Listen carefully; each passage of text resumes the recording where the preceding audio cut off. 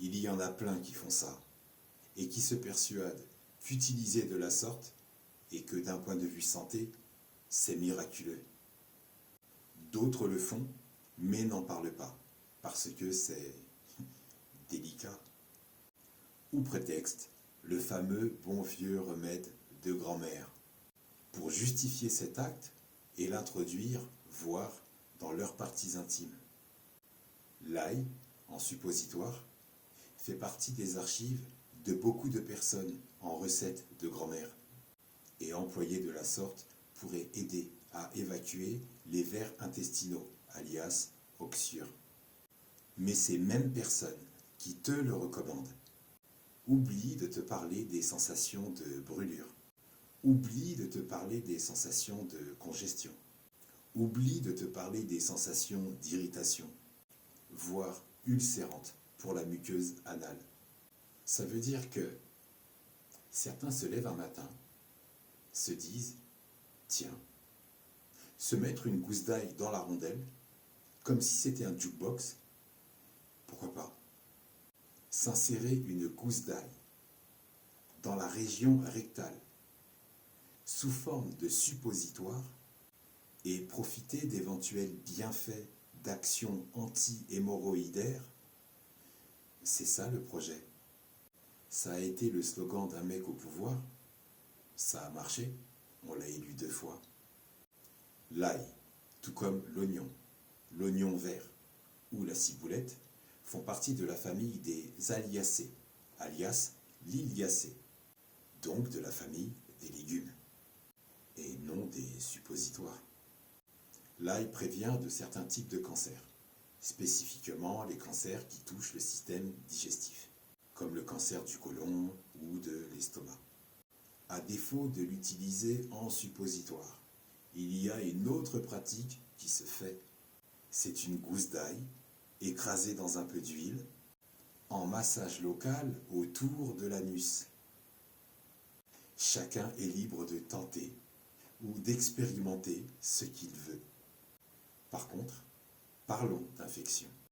Parlons bactéries extérieures qui, malencontreusement, en contact avec un ustensile en cuisine, couper de l'ail au couteau, ou ta gousse d'ail en contact avec ta planche ou ton plan de travail, tu ne peux pas ignorer que ce petit bulbe d'ail, là où il est stocké, mais qui fait des merveilles en cuisine, mais qui, lorsqu'il est utilisé en suppositoire, peut devenir un peu piquant pour ton intérieur, brûlant pour ta rondelle, irritant pour ton anneau. Toute personne qui dit que c'est faux est une menteuse, un menteur. Ou alors, c'est une personne à la recherche du plaisir par la douleur. Regarde la taille de la gousse, c'est plus gros qu'un suppositoire en pharmacie. Ou encore une personne qui recherche la souffrance et l'humiliation et qui s'y complaît. En dehors de toutes ces sensations, cette petite gousse d'ail qui fait des merveilles en cuisine, de la famille des légumes, l'imaginer comme un suppositoire, j'ai envie de te dire que toutes celles et ceux qui s'introduisent une carotte, ce n'est pas du tout dans le cadre d'un soin médical. On est plus proche d'une intervention chirurgicale artisanale pour une expérience intime et personnelle à la recherche du plaisir.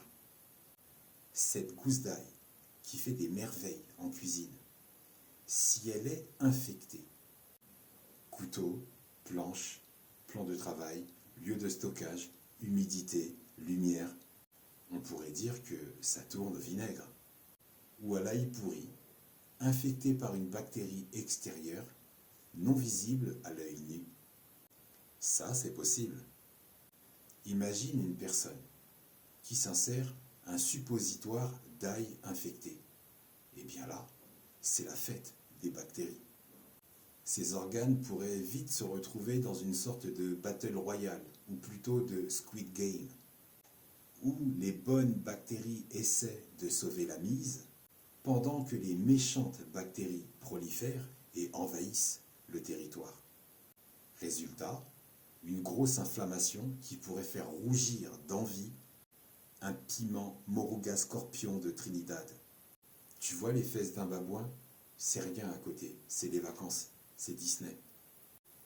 Pour l'organisme, c'est comme si tu avais invité des personnes qui, elles, sont venues avec d'autres invités surprises, indésirables, à ta soirée. Dexter, Hannibal, John Doe. Ça peut créer un désordre, des douleurs et même des infections. En gros, l'ail, c'est magnifique pour la santé, mais il vaut mieux le laisser en cuisine, plutôt que de le transformer en torpille dans le pétard, ou en super suppôt gourmand. En résumé, si tu veux profiter des bienfaits de l'ail, reste sur les plats savoureux et évite les expériences douteuses qui pourraient transformer tes muqueuses en chou-fleur farci.